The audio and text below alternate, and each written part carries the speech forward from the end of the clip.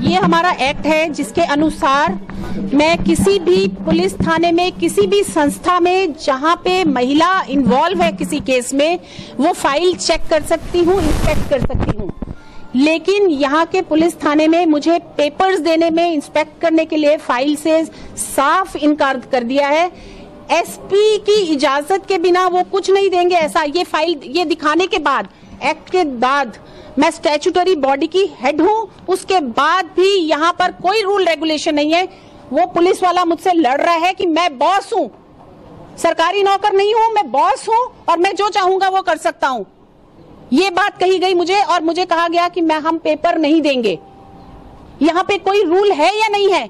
आप लोगों को पहुंचानी है ये बात लोगों तक, आप लोगों को दुनिया में पहुंचानी है कि यहाँ कोई रूल नहीं है। पुलिस ने मना कर दिया है ये दिखाने के बावजूद, हमारी रिक्वेस्ट करने के बावजूद। मुझे रिटर्न में मांगने की कोई जरूरत नहीं है, मैं वो भी तैयार हूँ, उसके बावजूद भी ये तैयार नहीं है देने को। एसपी फोन नहीं उठा रहा, एसपी के बिना ये देंगे नहीं। एसपी फोन नहीं उठा रहा, एसपी कहेगा डीजी तो डीजी फोन नहीं उठा रहा। Total law and order failure. We must lock all these police thanas and send them away at home. I don't think they are able to work. तो आप क्या करना है? टोटल मैं यहाँ पे बैठी हूँ, देखती हूँ कब तक नहीं देंगे ये लोग। मुझे लगता है यहाँ पे तो बहुत कुछ, आप लोगों को क्या करना है आप बताइए ना। आपके सामने एक स्टैट्यूटरी बॉडी की अवहेलना की जा रही है। बताएंगे दिल्ली को बताएंगे, लेकिन यहाँ पे पहले मैं ममता दीदी को बताना चाहूंगी कि उनकी पुलिस ऑफिसर किस तरह से बिहेव करते हैं। वो कैसे किसी को, वो अगर वो एसपी की वेट करेंगे, कोई घटना हो जाएगी तो कैसे वो करेंगे, कैसे करेंगे अगर वेट करेंगे उसकी। वो फोन नहीं उठा रहे हैं।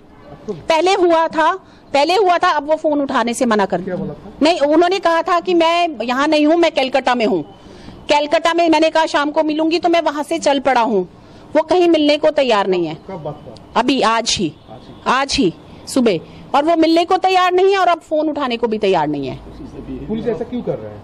क्योंकि इन्होंने कुछ किया ही नहीं है केसेस में। एक नालायक बच्चा अपनी कॉपी कभी नहीं दिखाता टीचर को, जब उन्होंने होमवर्क नहीं किया होता। इन्होंने काम ही नहीं किया, केस पे क्या दिखाएंगे ये? इन्होंने कुछ नहीं किया है, ये सब गोलमाल है यहाँ पर। क्यों कुछ नहीं कर रहा है? क्योंकि कहीं से कोई ऑर्डर होगा, मुझे क्या मालूम, आप इनसे पूछिए ना। आपने किसी पुलिस ऑफिसर का इंटरव्यू लिया कि क्यों कुछ नहीं कर रहे?